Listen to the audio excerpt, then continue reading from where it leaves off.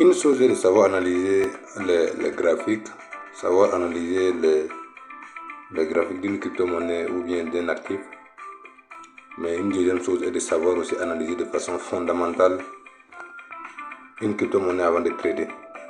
Alors, la vidéo précédente, ça va montrer l'analyse technique, c'est-à-dire le fait de regarder les bougies et puis dire que ça fait tel mouvement, donc on est dans une tendance baissière. Alors que, hormis ça aussi, il y a ce qu'on appelle l'analyse fondamentale, qui est très capitale, et je pense que c'est la première des étapes même à faire avant de choisir à trader une crypto-monnaie. Mais l'avantage c'est quoi? Lorsque vous êtes dans la crypto-monnaie, vous n'êtes pas obligé de faire l'analyse fondamentale à chaque fois, comme l'analyse technique. L'analyse technique, c'est ce qui vous permet de prendre des positions sur le marché, mais par contre, l'analyse fondamentale, c'est ce qui permet de prédire l'avenir d'une crypto-monnaie. Vous savez, l'avantage du Bitcoin, ou bien un des avantages du Bitcoin, est que le fondateur est inconnu. On ne connaît pas le fondateur exactement. Donc ça fait prendre plus de confiance en Bitcoin, plus que les autres crypto-monnaies dont on connaît par exemple le fondateur comme Ethereum, qui est un jeune qui n'en a même pas d'abord 40 ans. Alors, ceci pour dire que lorsque vous voulez analyser, lorsque vous voulez trader une crypto-monnaie, il faut d'abord faire l'analyse fondamentale. Et dans cette vidéo, je vais vous montrer comment faire l'analyse fondamentale d'une crypto-monnaie avant de trader. Voilà, c'est pas pour rien, vous allez voir qu'il y a des crypto-monnaies qui vont chuter un coup, ou bien des crypto-monnaies qui vont monter un coup. C'est grâce à des nouvelles. Et c'est ça qu'on appelle l'analyse fondamentale. J'espère que vous comprenez très bien. Donc si vous regardez ça, c'est le Bitcoin actuellement qui est en train de faire ces mouvements. Donc, si vous voulez trader le Bitcoin, vous pouvez analyser de façon technique. Voilà, de façon technique, vous allez voir que la tendance est haussière. Voilà, vous allez dire que la tendance est haussière, donc vous allez trader à la hausse le Bitcoin. Maintenant, hormis ça, voilà, hormis ça, qu'est-ce que vous devrez savoir sur l'analyse fondamentale du Bitcoin? Alors, pour faire l'analyse fondamentale, c'est quoi? La première étape, c'est de voir les news sur l'écosystème du Bitcoin, par exemple. Voilà, ça c'est un exemple. Vous pouvez faire ça sur d'autres crypto-monnaies. C'est voir les news. Et hormis les news, c'est ce qu'on appelle les données d'une crypto-monnaie ou bien les caractéristiques d'une crypto-monnaie. Et ça, vous n'avez jusqu'à partir sur, par exemple, CoinMarketCap, qui est une application, ou CoinGecko. Tout dépend de ce que vous voulez. Alors, sur cette application, vous aurez la possibilité de voir le nombre de pièces maximum de la crypto-monnaie, le nombre de pièces en circulation, voilà, le fondateur, voilà, le plan, le livre blanc de la crypto-monnaie, ainsi de suite, avant même de chercher à trader la crypto-monnaie. Et c'est ça qu'on appelle l'analyse fondamentale. Et vous aurez l'occasion de voir les news sur, bon, disons certaines news sur l'actif que vous voulez trader. Donc un exemple très simple, quand vous venez par exemple sur le Bitcoin, c'est le numéro 1 des crypto-monnaies. Alors quand vous cliquez, vous voyez, vous avez la possibilité de voir l'évolution en termes de graphique. C'est ça qui est là, voilà, c'est ça qui est là. Mais hormis ça, vous avez la possibilité de venir en bas et puis voir les données. Vous voyez, vous avez la possibilité de voir les statistiques des Bitcoin. Voilà. Et quand vous êtes sur cette page, vous allez voir qu'on a comme offre maximum, qui est très capital, égale à 21 millions de BTC. Donc ça veut dire que quoi? Dans l'avenir, on ne pourra pas avoir plus de 21 millions de pièces de Bitcoin. Et rien que ça, c'est déjà bon, parce que c'est limité. Il y a des crypto-monnaies que vous allez choisir, vous allez voir que ici, au niveau de l'offre maximum, ils vont mettre des traits pour dire que c'est inconnu. Donc ça, c'est à faire très attention. Mais une fois que vous avez une monnaie qui est spécifique, quand on dit que c'est l'offre maximum est connue, ça veut dire que dans l'avenir, ils ne pourront plus manipuler ça. Donc ça, c'est un des avantages. Et dans ça aussi, vous voyez, il y a ce qu'on appelle l'offre en circulation. Vous voyez. Donc dans tout ce qui est maximum 21 millions, là, vous voyez qu'on n'a que 19,79 Bitcoin, millions de Bitcoin qui est en circulation. Ça veut dire que quoi? Actuellement, dans tout le monde entier, nous avons que 19 millions et quelques de Bitcoin qui est en circulation. Donc ça veut dire que les 21 millions ne sont pas d'abord disponibles sur le marché. C'est juste 19 millions et quelques qui est sur le marché. Donc ça diminue encore la rareté du Bitcoin. Je ne sais pas si vous arrivez à comprendre. Hormis ça, il y a ce qu'on appelle l'offre totale. Alors l'offre totale c'est quoi? Vous voyez ici, on a l'offre maximum. Vous voyez, on a l'offre maximum qui est à 21 millions, alors que l'offre en circulation est à 19,79. Donc l'offre totale est entre l'offre en circulation et puis l'offre maximum. Vous voyez. Il y a des crypto-monnaies où vous allez voir que l'offre maximum, ce sont des traits qu'ils vont mettre là-bas. Ici, ils ont mis des traits, alors que vous allez voir que l'offre totale, là, ils vont toujours mettre quelque chose. Et la seule différence, c'est quoi? Ils vont mettre par exemple ici 10 millions. Voilà, ils peuvent mettre 10 millions. Et puis au niveau de l'offre totale, là, ils vont mettre 11 millions. Je ne sais pas si vous voyez. Donc ça veut dire qu'il y a 1 million qui est réservé soit pour l'équipe, soit pour le marketing, soit en tout cas c'est 1 million qui est réservé ou bien soit pour brûler après. Voilà. Et ça on appelle le burn. C'est-à-dire qu'il y a des gens qui ont créé des monnaies et ils ont pris une liquidité pour brûler après. Donc ça, ils sont là. Dès qu'il y aura une possibilité, ils vont fixer une date. Et puis si cette date arrive, ils vont brûler ça. Ils vont supprimer ça. Et vous allez voir que ça a encore augmenté la rareté de la monnaie. Voilà. Donc si vous voyez une crypto-monnaie dont l'offre en circulation est très inférieure par rapport à l'offre totale, ça veut dire qu'il faut faire absolument très attention. Voilà, vous pouvez ne pas avoir l'offre maximum, mais l'offre en total là, c'est un minimum à avoir. Si vous n'avez pas ça, il ne faut pas trader. Voilà, mais généralement toutes les monnaies ont ça. Voilà, mais comme j'ai dit, l'offre en circulation doit être au moins 80%. 80% de l'offre totale. Voilà, donc c'est pour dire que si on a 80 milliards de pièces, voilà, billions là ça veut dire milliards. Donc si on a 80 milliards de pièces en circulation, alors l'offre totale, ça ne doit pas dépasser 100 milliards. Donc en ce moment on a 80% et en ce moment on va dire que ça va. J'espère que vous comprenez. Ça, ce sont les caractéristiques des monnaies. Voilà. Hormis ça, alors vous avez la possibilité de voir en bas, voilà, les holders, voilà, les plateformes, tout ça, c'est possible. Donc, d'abord, deuxièmement, vous voyez, de façon analytique, on va venir ici, on va cliquer sur afficher tout. Vous voyez, de façon analytique, on va voir ce qui se passe sur le Bitcoin. Regardez. Alors, nous avons des gens qui ont holdé les crypto-monnaies. Voilà, c'est-à-dire, nous avons des gens qui ont holdé les crypto-monnaies depuis longtemps, voilà, qui ne touchent pas à ça. Nous avons des gens qui traitent les crypto-monnaies, les Bitcoin, qui sont là, qui ne font que trader. Et aussi, ils sont là. Je ne sais pas si vous comprenez. Alors, quand vous regardez ici, à ce niveau, regardez, nous avons la majorité des 9%. La plupart des 9%, eux, ils sont des investisseurs. Je ne sais pas si vous voyez. 9%, eux, ils sont là depuis longtemps. C'est des baleines, et ils ne touchent pas. Voilà. Et ils sont là, ils ne touchent pas depuis longtemps. Par contre, si vous regardez, là, ici, les retail aussi, eux, ils sont là. Eux, ils sont là depuis longtemps, mais ils ont jusqu'à 90% des bitcoins qui est stocké. Par contre, quand vous venez en bas, qu'est-ce qui se passe là-bas? Ici, nous avons les gens qui ont le bitcoin. Voilà, les gens qui ont le bitcoin de 0 à 1000 USDT. Nous avons au moins 80% qui ont ça. Je ne sais pas si vous arrivez à comprendre. Donc de 0 à, c'est des gens qui ont 0,1 bitcoin, 0,2 bitcoin, 1 bitcoin, 2 dollars bien sûr, pas des bitcoins. C'est des gens qui ont 0,1 dollar bitcoin, 0,002 dollars bitcoin, 10 dollars bitcoin, 500 dollars bitcoin. Donc ce sont des morceaux de bitcoin. Ça, quand on a des sommes, ça fait 80%. Maintenant, les gens qui ont jusqu'à 1000 dollars à 100 000 dollars, eux aussi ils sont dans les 18%. Je ne sais pas si vous comprenez. Maintenant, les gens qui ont aussi au moins 100 000 dollars sur le bitcoin, et ils sont juste à 1,2%. Je ne sais pas si vous comprenez. Tout ça, ça compte.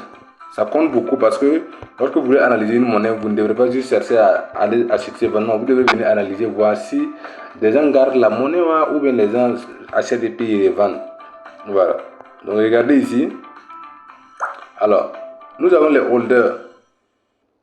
Les holders des gens qui ont payé le bitcoin et que ça ne vaut pas un mois d'abord. Regardez, ils ne sont que 5%. Je ne sais pas si vous comprenez. Ils ne sont que 5%. Alors que ceux-là qui ont payé le Bitcoin entre 1 mois à 12 mois, c'est-à-dire en une année, ceux qui ont le Bitcoin il y a juste une année, et ils sont juste à 23%. Maintenant, regardez les gens qui ont le Bitcoin de plus de 1 an, ils sont à 70%. Je ne sais pas si vous arrivez à comprendre, ils sont à 70%. C'est pour dire que quoi? Depuis 1 an, il y a 1 an jusqu'à maintenant, il y a des gens qui ont payé le Bitcoin et qui n'ont jamais vendu. D'autres ont gardé ça pendant 5 ans, d'autres pendant 10 ans. Et ces gens-là, ils sont à 70% du Bitcoin. Donc, imaginez un actif dont les gens payent, mais qui ne vendent pas. Oui, puisque c'est ce que ça veut dire. Ça veut dire que les gens payent, la majorité paye, mais ils ne vendent pas. Depuis 1 an, ils ont le Bitcoin, mais ils sont là, ils observent. Malgré que ça monte. Ce n'est pas un actif qui a fait 5%, qui a fait 10% l'année. C'est un actif qui a fait plus de 200% l'année. Mais malgré ça, ils n'ont pas vendu. Ils ne vendent pas. Donc tout ça, ça veut dire quelque chose si vous comprenez vraiment ce que j'essaie de vous partager. Tout ça, ça veut dire quelque chose. Voilà. Donc ça, c'est les frais de transaction. Ça n'a pas trop d'importance sur le trading. Voilà. Maintenant, quand vous venez, voilà. Ça, bon, Bitcoin communauté, on a plus de 2,1 millions. Voilà. Quand vous venez, vous allez voir à propos du Bitcoin. Voilà, à ce niveau. À propos du Bitcoin, vous pouvez tout afficher en fait. Voilà, vous pouvez tout afficher. Ici, qu'est-ce qui se passe? Ça donne, c'est-à-dire l'origine de la création du Bitcoin, l'évolution du Bitcoin, comment ça a été créé, comment ça fonctionne. Ça donne. Le Bitcoin est une crypto-monnaie décentralisée présentée en 2008 dans un livre blanc. Vous voyez, le livre blanc, ils ont mis ça en bleu. C'est pour dire que vous pouvez cliquer là-dessus et puis aller lire le livre blanc du Bitcoin. Le livre blanc, c'est ce qui permet de savoir comment ça a été créé, il y a combien de pièces, voilà, il y a comment ça marche le minage, comment ça fonctionne. Voilà. Donc ça détaille le projet en fait. Bon, le livre blanc en quelque sorte, c'est lorsque par exemple vous voulez faire construire une maison, vous avez un plan. Alors quand quelqu'un vient, si celui qui va construire, le maçon vient, vous allez lui donner le plan de la maison et c'est en fonction du plan qu'il va construire en fait. C'est en quelque sorte ça. Donc la plupart des cryptos aussi ont les livres blancs. Ils ont des sites que vous pouvez aller visiter. Voilà, donc c'est l'occasion de venir lire tout ça. Voilà, si vous allez lire tout ça, voici on voit qui est le fondateur du Bitcoin. Tu vois, le créateur du Bitcoin est connu sous le pseudonyme de Satoshi Nakamoto. Le véritable identité de l'individu ou de l'organisation qui se cache derrière ce nom reste inconnu à ses jours. C'est ça, je dis que c'est un des avantages du Bitcoin. Parce qu'on ne connaît pas qui a créé, donc ça avantage la confiance. Je ne sais pas si vous comprenez. Donc depuis le 31 octobre 2021, M. Nakamoto publie le livre blanc du Bitcoin. Vous voyez, il a publié le livre blanc du Bitcoin et en détaillant tout. Voilà. Et maintenant, pour vous dire vrai, c'est grâce au Bitcoin que les gens ont pu copier pour créer les autres crypto-monnaies. Vous voyez.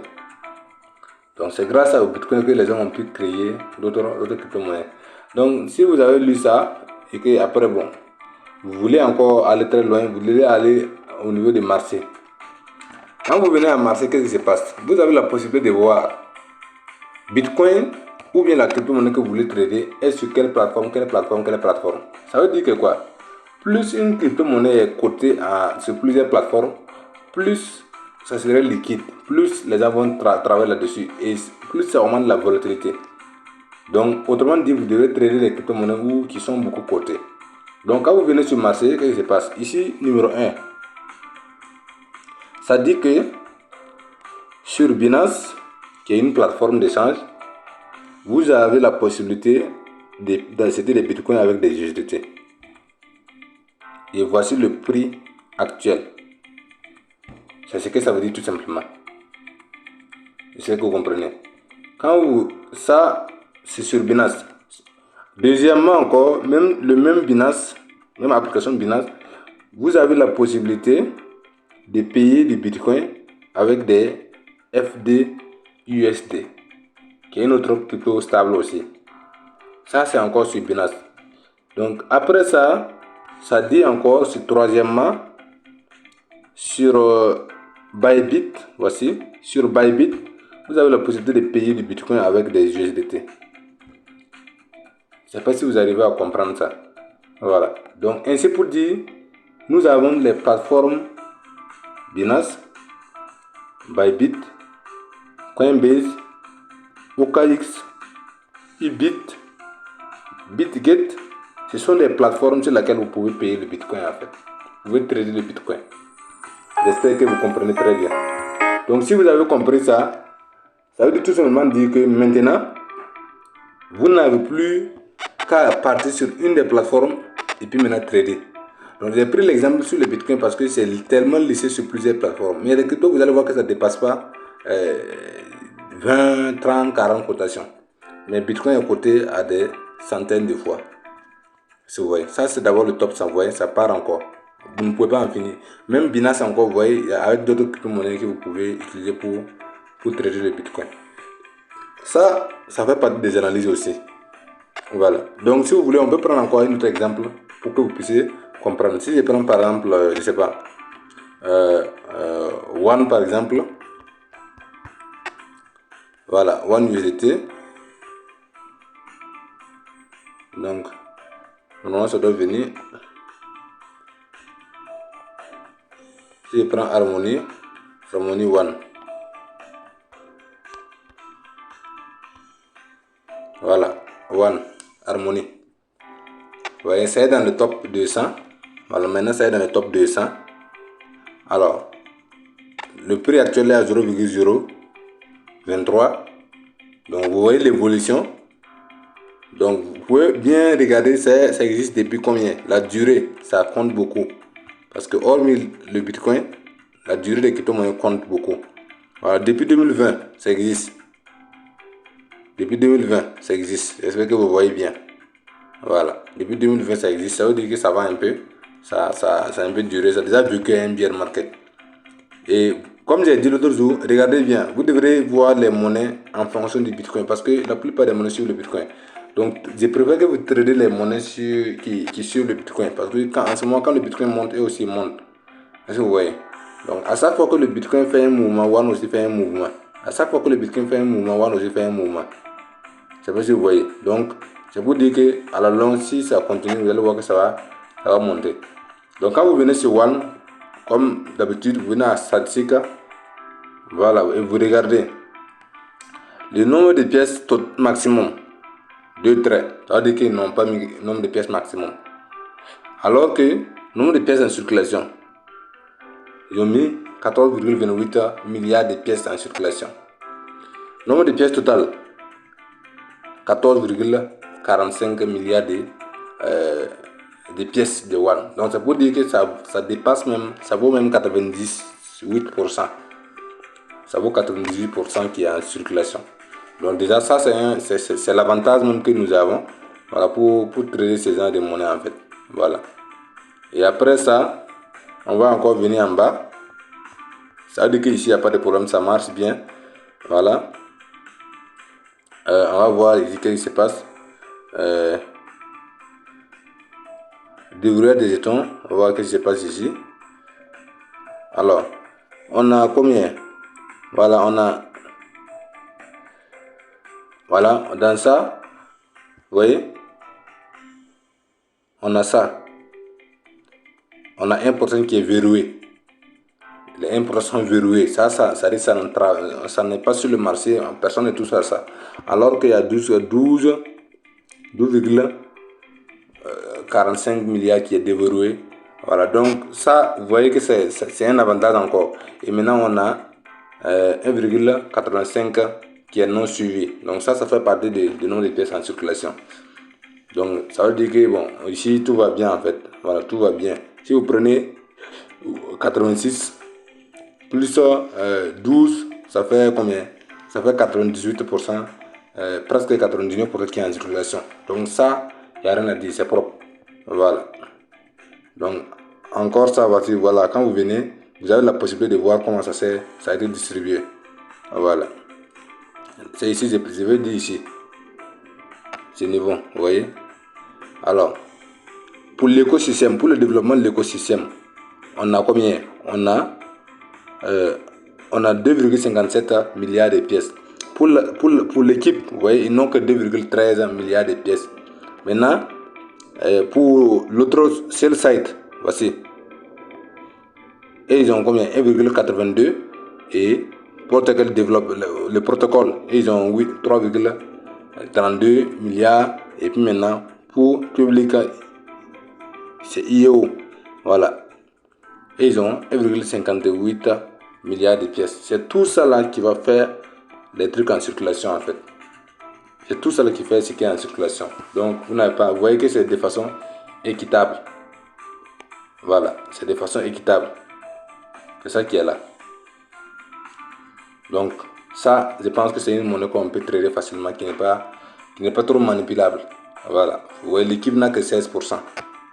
Voilà, l'équipe n'a que 16%. L'écosystème même a jusqu'à 20%. Donc ça même, il n'y a rien à dire, c'est propre. Voilà. Maintenant, quand vous revenez un peu en arrière, on va voir à propos de One. Voilà, à propos de One.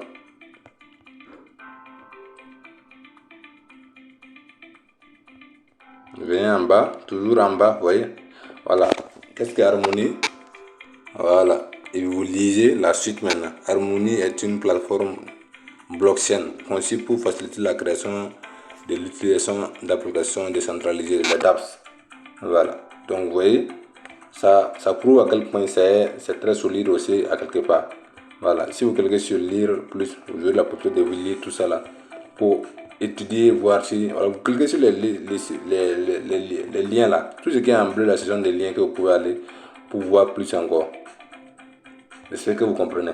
Alors si vous finissez ça, vous devrez venir voir le marché. Harmony One, c'est trop sur quelle plateforme. Et quand vous venez, vous voyez, on est sur Binance, Bybit, OKX, Biticket, KuCoin, HTX, Getio. Donc vous voyez que la plupart des échangeurs un peu solides, c'est là-bas, à part Coinbase. La plupart, vous voyez, les MEX, les XT.com, voilà. Même les plateformes bizarres, c'est là-bas aussi. Donc, c'est pour dire que c'est tellement coté aussi. Voilà, mais ça ne va jamais atteindre le Bitcoin. La plupart des monnaies sont cotées entre les 100 à 200 à 300. Voilà, mais Bitcoin a plus de 1000 cotations. C'est que vous comprenez très bien. C'est ça qu'on appelle l'analyse fondamentale. Ça ne suffit pas. Quand vous venez, ça ne suffit pas. Vous pouvez aller même sur YouTube. Ouais, vous venez sur YouTube. Et quand vous venez sur YouTube, vous allez mettre One Harmony. Vous analysez, vous cherchez des vidéos pour analyser en fait. Voilà, je vais mettre One Harmony. Mais ça, vous faites ça une seule fois quoi. Donc, vous voyez, ça, c'est pas quelque chose que vous pouvez faire, vous allez faire régulièrement. Mais vous faites ça une seule fois avant de savoir quelle monnaie trader. Vous pouvez faire ça pour 3, 4, 5 avant de trader quoi. Vous voyez. Voilà. One Harmony. Je vais mettre crypto pour qu'il n'y ait pas de. Il y a assez de vidéos, vous voyez. Voilà. La résurrection de One, il y a un an. Donc si vous avez cliqué, vous allez comprendre. Harmony, One Major Price, vous voyez. Vous voyez. Token. Vous voyez, tout ça, c'est des vidéos qui parlent de One. Donc vous suivez, quand vous suivez 3, 4, 5, 6 vidéos, vous allez avoir à peu près l'idée qu'ils essaient de partager en fait. Et là, vous allez prendre une décision si vous allez trader ou vous allez vous éloigner de cette monnaie en fait. Je ne sais pas si vous arrivez à comprendre ça. Une fois que vous finissez ça maintenant, vous venez maintenant sur le graphique TradingViews. Voilà, c'est votre graphique d'analyse maintenant. Et vous pouvez passer maintenant à l'analyse technique. Voilà, vous passez à l'analyse technique. Et là maintenant, vous allez aller maintenant pour prendre des positions sur votre plateforme de trading. Voilà. Je vais venir sur le graphique, on va voir. Voilà, vous voyez. Donc ça c'est l'évolution de One. Voilà. Donc, vous voyez que 2 jours là, ça a pompé un peu. Voilà, ça a pompé un peu. Voilà. Mais je pense vraiment que le chemin est encore loin. Si on part en weekly, vous allez voir ce qui se passe là-bas. En weekly, vous voyez. Je pense que le chemin est encore loin. Voilà. une fois qu'on va casser ça, on va casser cette zone là, je pense qu'on peut aller à la 0,1. Voilà, on peut aller à 0,1 facilement. Donc soyez prêts et j'espère que vous allez pouvoir profiter de ces boules rondes. Et comme j'ai dit, moi je suis toujours bouleuse. Voilà, je pense que le marché va toujours aller. Voilà, même si on va le corriger un peu, je pense que la tendance est haussière. Et pour trader à la hausse, ne priorisez que les achats, évitez beaucoup les ventes. Parce que si vous vendez et puis le marché échappe vos mains, vous allez voir que vous aurez du mal à ne pas être liquidé. Mais par contre, si vous tradez dans la tendance, vous allez voir que bon, même si après ça prend du temps, vous finirez par être rentable, être positif. Voilà, et c'est le plus important en fait. Voilà. Donc, si vous regardez cette monnaie, bon, regardez cette zone là. Vous voyez cette zone là. La hausse n'a même pas pris beaucoup de trucs, ça dépasse pas 2 mois. Et on a fait cette belle hausse.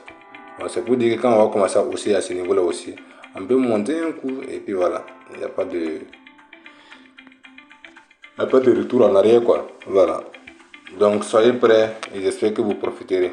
C'est la même chose, vous pouvez choisir d'autres monnaies et puis faire l'analyse fondamentale et puis maintenant faire l'analyse technique avant de commencer à trader. Voilà, ne tradez pas les monnaies parce que vous voyez que ça chute ou parce que vous voyez que ça monte. Non, c'est pas comme ça marche. Allez, c'était quoi, je c'est gros, le succès est possible en Afrique. Ciao, ciao.